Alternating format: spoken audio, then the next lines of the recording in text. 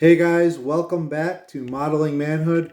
As promised, we have nose break-in stories and broken nose stories today. So hit the music, guys.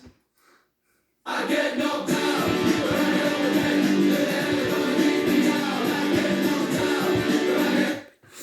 Anyways, the first incident of me breaking my nose happened when I was probably like 7 or 8 years old behind the barn.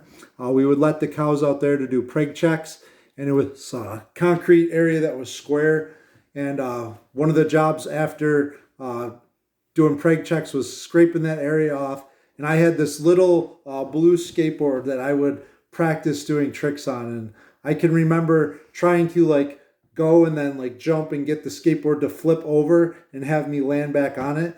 Well, the one time I did that, I landed on the back of the board and it flipped through the air when it hit me right square in the nose. And I can remember that was the beginning of broken noses and bloody noses in my life.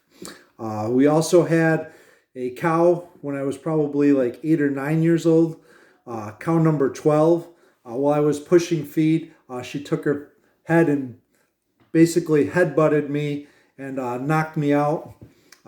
Kind of similar to cow number 23 that my sister used to get attacked by doing the same thing. But that was cow number 12. When I was 11 years old, coming home from a picnic, I had my favorite Hawaiian surf shorts on.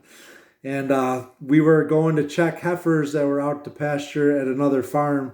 And my dad's like, I think you can ride one of these cows. We had this one friendly heifer, and I got up on top of this heifer. Mind you, no reins, no halter, just bareback riding this cow. And my dad slapped the back end of this cow, and she took off running.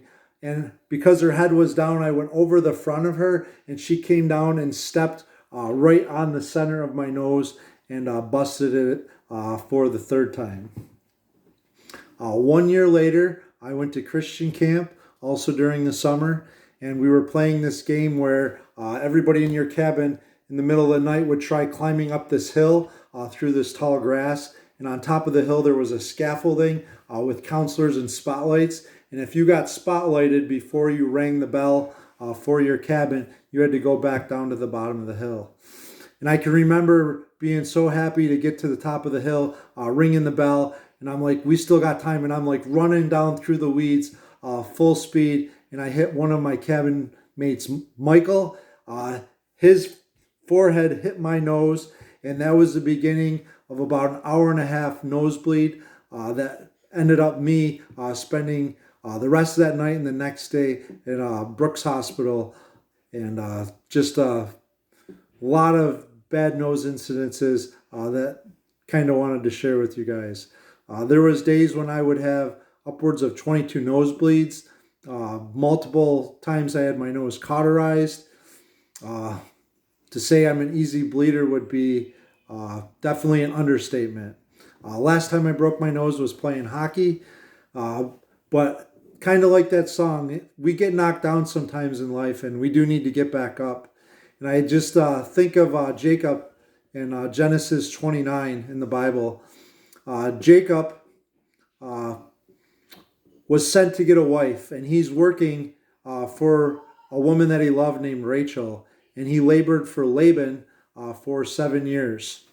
And after 7 years, in Genesis 29:21, Jacob says to Laban, "Give me my wife, for my days are fulfilled, that I may go in with her." And in the morning, after they were married that day, she would have had a veil on her head. He realized that he had married Rachel's sister, Leah. And I can imagine he was pretty beat up and he probably felt knocked down. And Laban said, well, you've already slept with her. She's your wife. And Jacob says, all right, let's make this right. And he ends up working another 7 years for Rachel. And we know that Jacob is the father of the 12 tribes of Israel. And he had those 12 sons with both Rachel, his true love, and with Leah. So if you guys are feeling beat up, knocked down, I would just encourage you guys to